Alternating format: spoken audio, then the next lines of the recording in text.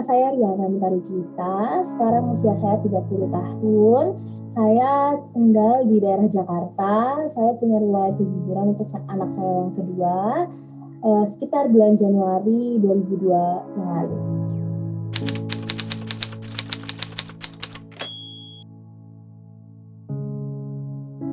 Kegugurannya itu sekitar terjadi di awal Januari. Itu ada kayak semacam flag ketika saya kerja. Lalu akhirnya saya bilang ke suami saya, karena hamil sebelumnya tidak pernah ada flag. Akhirnya saya bilang, hari ini kita harus pastikan nih kenapa. Apakah saya harus bed rest atau seperti apalah saran dokter lainnya. Waktu itu sekitar hari Minggu. Jadi nyari dokter yang praktik kan agak susah kalau di hari Minggu untuk obgyn. Akhirnya kita cari-cari, akhirnya di salah satu rumah sakit, kalau nggak salah rumah sakit Bunda, akhirnya kita dapet dokter yang praktik siang. Akhirnya ya udah, akhirnya kita ke dokter. Setelah saya foto shoot baby, saya ke sana sekitar usia kandungan itu 8 minggu. Akhirnya ke sana, saat dicek emang bayinya itu ya nggak berkembang gitu, masih kecil dan posisinya itu masih 6 minggu dia usianya. Jadi harusnya 8 minggu tapi di usia masih 6 minggu gitu, jadi tidak berkembang. Ya, pertama kali mendengar itu ya rasanya tuh kayak sebelum masuk ke dalam ruang perawatan aja, ruang dokternya aja tuh saya udah istighfar, udah zikir-zikir ya, mohon doa semoga kalau emang ini rezeki ya mohon dikuatkan anaknya. Tapi gue nggak pikiran sih kalau ini bukan rezeki, nggak kayak gitu. Cuma pikirannya kita maunya ini anak sehat, terus kita cuma dikasih kayak saran buat bed rest aja gitu. Lalu setelah dicek ya dokter hanya bilang penyebabnya mungkin kelainan kromosom gitu, kemungkinan misalnya berapa persen karena posisi spermanya saat masuk mungkin tidak baik, ataupun keadaan ovumnya yang tidak juga sehat.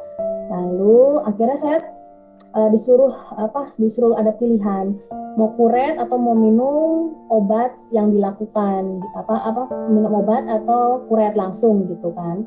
Terus saya bilang saya minum obat dulu aja. Akhirnya minum obat, tapi saya akhirnya besoknya hari Seninnya, karena saya tuh nggak terima. Maksudnya kan setelah kita tahu hal itu tuh ya kadang nggak langsung terima bahwa wah anak saya nggak ada gitu kan. Akhirnya saya Senin ke dokter yang pertama kali diagnosa saya juga, ini kamu hamil gitu. Akhirnya kedua dokter lah istilahnya, jangan cuma satu gitu, takut ternyata dokter yang A berbeda gitu. Ternyata salah juga, firasat saya ternyata hari Senin juga tetap sama di diagnosanya, anaknya tidak berkembang, masih sama saja seperti usia 6 minggu. Akhirnya ya itu agak sedikit lama saya untuk minum obatnya, untuk kuretnya. Pokoknya itu devastated banget, masa-masa berat, masa-masa saya nyalahin diri saya. Kayak apa sih yang saya makan, apa yang saya minum, apa yang telah saya lakukan sampai anak saya itu kok nggak berkembang gitu. Akhirnya akhirnya saya memutuskan untuk melakukan kuret. Saat itu udah hampir usia 10 minggu. Saat usia kuret, akhirnya hari Jumat tanggal 28 Januari atau 27 Januari subuh-subuh anaknya itu tiba-tiba keluar sendiri spontan gitu. Saat subuh saya batuk-batuk, saya ngerasa ada yang keluar dari bawah, lalu saya ke toilet. Ternyata itu emang bentuknya itu ya, kalau kita mens mungkin tahu bentuknya merah, serabut-serabut. Kalau ini bentuknya ada kayak bulat, walaupun bulat telur gitu. Terus saya bilang sama suami saya, yang ini kayaknya anaknya udah keluar sendiri. Padahal kita sorenya itu mau swab PCR, lalu mau persiapan untuk kuret besoknya. Nah akhirnya untuk memastikan benar apakah itu janin yang keluar, saya sama suami ke dokter lagi, dicek lagi via transvaginal, dan benar itu memang bayinya keluar dengan sendiri dan bersih ya. Saat sudah dikeluarkan itu sudah bersih, kata dokternya, cuma tinggal minum peluruhan aja. Yang saya syukuri ya anak saya itu tidak meribet, anaknya tuh baik gitu, maksudnya keluar karena mamahnya takut nggak pernah masuk ruang operasi, akhirnya dia keluar sendiri kali ya. Jadinya itu serasa bersyukurnya juga, dan saat itu juga udah dikubur, jadi nggak langsung dibawa ke dokter buat dibawa-bawa seperti itu.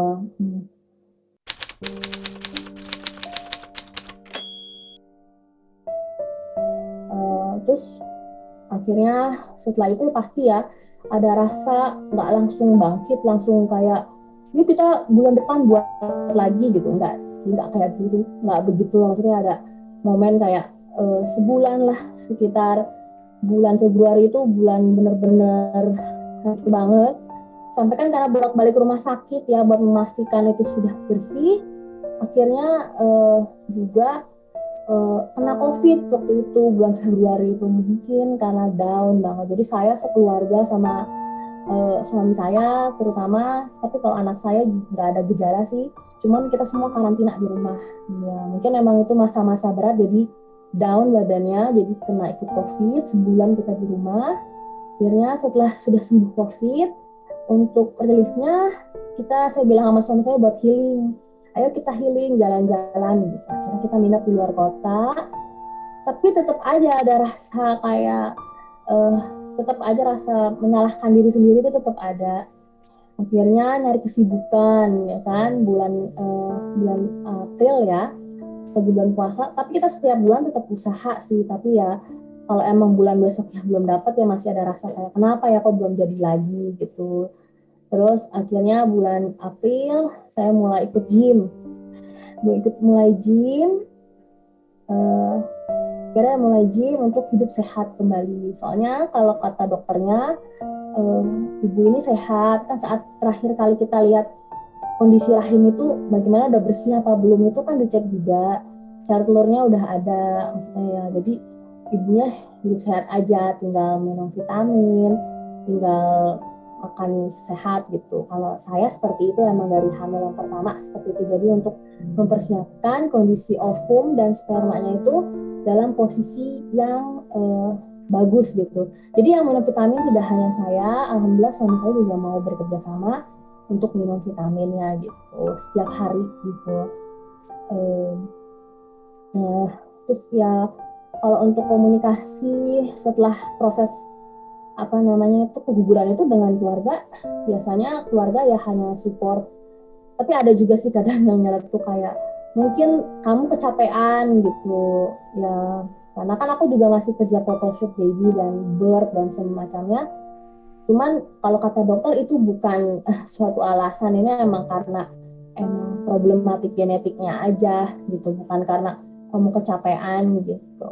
Akhirnya ya, tapi ada juga keluarga yang atau sahabat yang dukung kayak tenang, nanti diganti lagi, kamu harus tetap semangat seperti itu. Ya udah akhirnya karena tetap dapat dukungan, tapi saya tuh ngeliat temen kalau tiba-tiba dia hamil gitu, rasanya kok udah cepet hamilnya lagi gitu.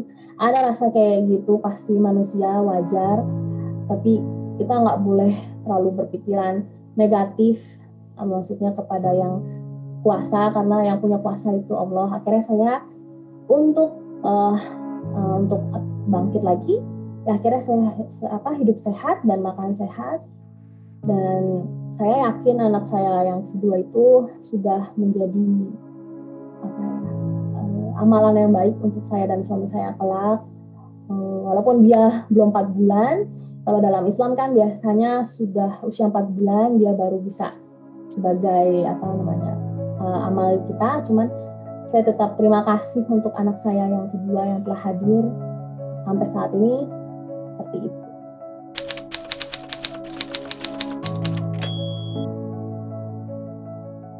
Untuk teman-teman komunitas Alpina Tiny Hall, aku cuma mau berpesan bahwa tidak ada yang tidak mungkin, Allah itu punya kuasa.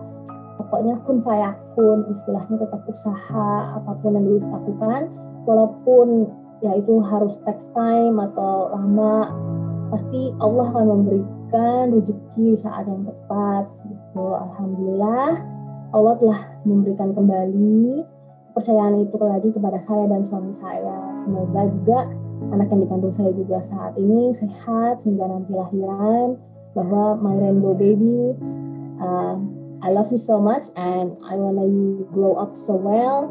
Pokoknya sampai mama, kakak, sama papa ketemu sama adik yang di dalam perut. Gitu saja sharing tentang keguguran anak kedua tercinta kami. Terima kasih sudah mendengarkan. Wassalamualaikum warahmatullahi wabarakatuh.